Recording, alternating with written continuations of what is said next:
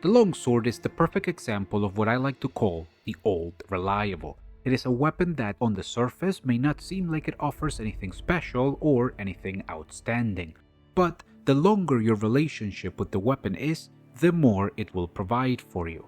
The Longsword is a straight sword type weapon that sits comfortably as the go-to example. At 110 base AR, it is the third best straight sword in terms of raw power, and in terms of reach, it is not the best, but not the worst, sitting comfortably in the middle.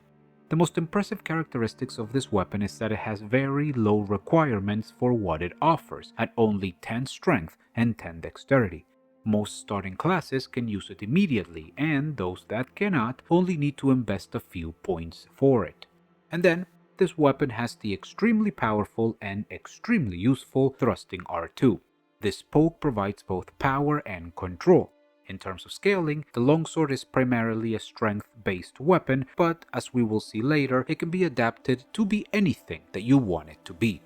The Longsword may not be the flashiest weapon in the game, but it is the weapon that will never let you down.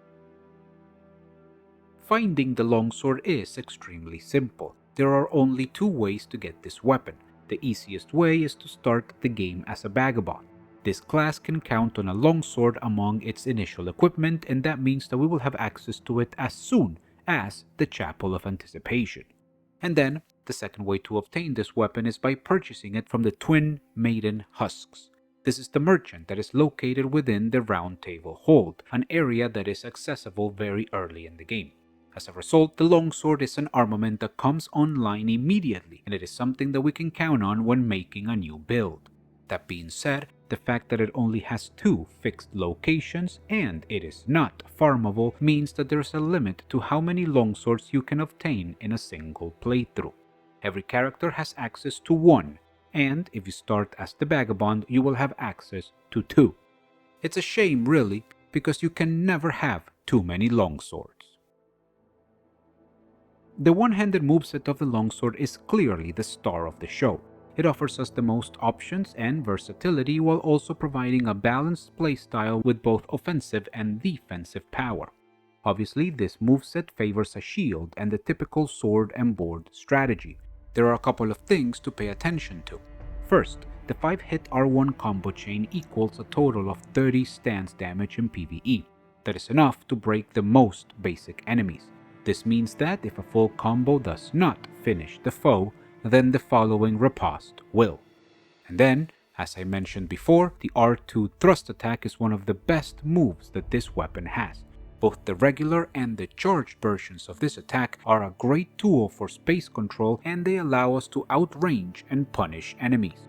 With all of this said, it would be foolish to forget about the jump R2 attack, especially after a neutral jump. It acts like a defensive wall that keeps rushing enemies out. We may not need it often, but it is the best at what it does. There are a few more moves that I want to shout out. The combination of rolling R1 and crouching R1 is very valuable. These two, much like the R2, are a poking thrust that works very well at controlling space. The rolling R1 serves as an offensive pursuit attack against fleeing enemies, and the crouch R1 protects our space against aggressive opposition. Nevertheless, the crouch R1 also serves the double purpose of allowing us to oppress our foes. They are both fantastic tools. And finally, the guard counter. One of my favorite moves in the game, the longsword guard counter is able to grab a defensive situation and turn it into an offensive one. Providing a fast attack that deals 30 points of stance damage, it is able to break the most basic enemies in a single hit, and they will not survive the riposte. This is the essence of the sword and the board, attacking while defending. Moving on to the two-handed moveset, it is mostly the same as the one-handed one. By this I mean that they offer very similar things. Obviously, as we are two-handing the weapon, we receive additional stance and poise damage as well as more damage potential, thanks to the increased motion values that we get from using the weapon with two hands. That being said, the motions, ranges, and hitboxes are very similar to those that we find in the one-handed moveset.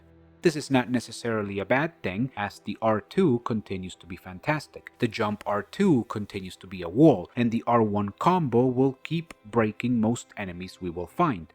That said, these are all things that we can already achieve with the one-handed moveset, and we can use a shield with it. The benefits that we obtain from using the longsword with two hands do not outweigh the loss of the defensive potential that we would get by using just one hand. Now, I understand that I may be sounding overly negative, but unfortunately, the two-handed moveset of the longsword sits in a difficult place. We already mentioned the higher defensive capability of the sword and board style, but what if we wanted to be more aggressive? Would two-handing the longsword provide us that? Well, yes, but it still would not be the best option. If we wanted to focus on an offensive, aggressive, and oppressive playstyle with this weapon, then the best option would be to dual wield two of them. At the end of the day, if you are using a longsword with two hands, you might as well upgrade to a claymore. Same principle, but much more carnage. The dual wield moveset presents the most aggressive and damage-oriented modality of the longsword. This is the playstyle that you have to adopt if you want to just keep pushing forward, leaving enemies in your tracks. Combining the naturally high stance and poise damage of the longsword with fast multi-hitting attacks leads to an absolute oppression on the opponent. First, we have to highlight the L1 chain combo. 4 back-to-back dual-wield attacks with constant forward momentum that do not let your enemy breathe. This is perfect for status effect application, making Frost and Bleed longswords a force to be reckoned with. Then, I also want to bring to your attention the Jump L1 of the dual wield moveset. This attack is, overall, one of the best in the game.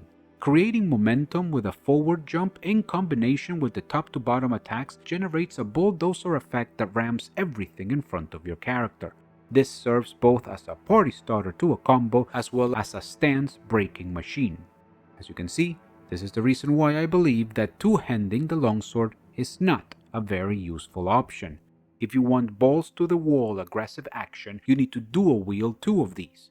And if you want a more controlled and safe playstyle, you use one with a shield. Two opposing options that are equally powerful. The final subject we need to cover is the damage dealing potential that this weapon has with all of the options that the game provides for us. Here, in this chart, you will find the specific AR information for a longsword with each infusion. For those infusions that focus on a single stat, the information is provided at this final soft cap of level 80.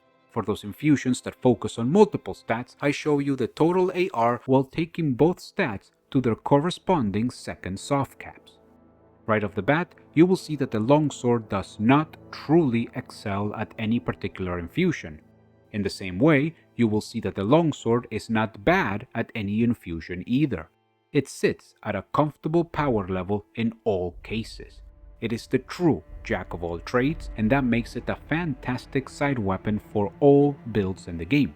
For example, it has respectable AR when infused down any of the elemental paths. Combine this with its low requirements and the longsword shows up as a fantastic secondary weapon for any caster build. The other thing that we should look at is the frostbite and bleed application. These are actually pretty good values for a weapon that has such fast attacks when dual wielded. This makes the longsword a fantastic option for dual wield status builds. The status application is incredible thanks to its speed and multi-hitting move. As you can see, the AR versatility that we have observed evidences the longsword's two most important benefits: adaptability and reliability. Sure, it is not the best or the strongest weapon in the game, but still, the longsword will never give you up, and it will never let you down. Thank you very much for your time, and I hope that I get to see you on the next one.